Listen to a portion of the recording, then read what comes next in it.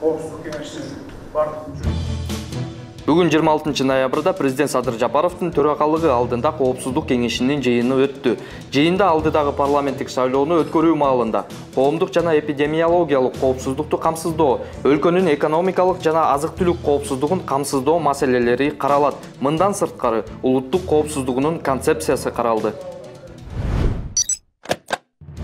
Шайлоодон кийин дароо өлкөдөгү коомдук саясий кырдаалды туруксуздаштыруу жана бийликти күч менен басып алуу максатында чагымчылдык уюштурууну пландаштырган адамдардын тобу кармалды. Бул тууралуу улуттук коопсуздук боюнча мамлекеттик комитетинин басма сөз кызматы билдирди. Маалыматта айтылгандай, алдыдагы парламенттик шайлоонун жыйынтыгы жарыялангандан кийин бул топ айрым саясий күчтөрдүн, анын ичинде шайлоодо утулуп калгандардын колдоосуна таянып, Бишкек шаарынын аймагында кырдаалды курчутуу менен массалык нааразычылык акцияларын кагылышуу уюштуруу аркылуу бийликти күч менен басып алууну пландаганы аныкталган.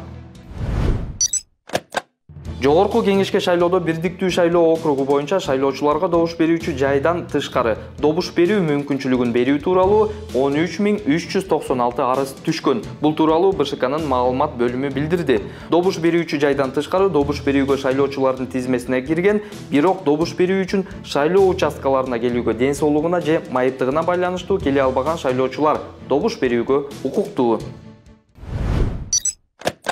БШКнын көзөмөлдөө текшерүү тобунун маалыматы боюнча 24 ноябрга карата саясий партиялардын шайлоо фонддоруна 208 миллион 418 миң 372 сом келип түшкөн. Анын ичинен 162 миллион 252 миң 129 сом чыгымдалган. Бир мандаттуу округдар боюнча талапкерлердин шайлоо фонддоруна 240 миллион 585 миң 745 сом келип түшкөн. 182 миллион 84 миң 872 сом чыгымдалган. Парламенттик шайлоого чыгымдалган каражаттын саны 2020 жылга салыштырмалуу 4,1 эсеге көп.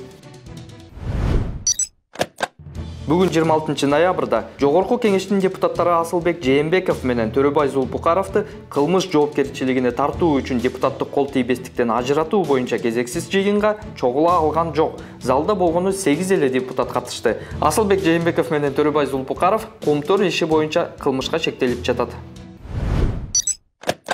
Орусиянын Кемерово облусундагы Листвярная шахтасынын жарылуусунан ТАССтын 26 ноябрдагы маалыматы боюнча 52 киши каза тапты. Алдын ала маалымат боюнча ал шахтада аман калган кишилер болгон жок. Шахтанын жарылышынын болжолдуу себеби метандын жарылуусунан болгон деп эсептелүүдө. Президент Садыр Жапаров Орусиянын президенти Владимир Путинге Кемерово облусундагы шахтадагы авариянын натыйжасындагы адам курмандыктарына байланыштуу көңүл айтты. Кыргыз-Өзбек чегарасындагы Өзбекстан автодорожный жана Кызылкыя автодорожный көзөмөл өткөрмө бекеттери 1-3 декабрь аралыгында жабылат. Бул тууралуу мамлекеттик чегара кызматы билдирди. Маалыматка караганда 2 көзөмөл өткөрмө бекет жолоңдоо жана асфальт төшөө иштерине байланыштуу жабылат. Бул убакыт аралыгында товар жана транспорт каражаттары Достук автодорожный көзөмөл өткөрмө бекети аркылуу өткөрүлөт. Чегара кызматы билдиргендей, 4 декабрдан тартып Кызылкыя автодорожный жана Өзбекстан автодорожный жолдору штаттык режимде иштеп баштайт.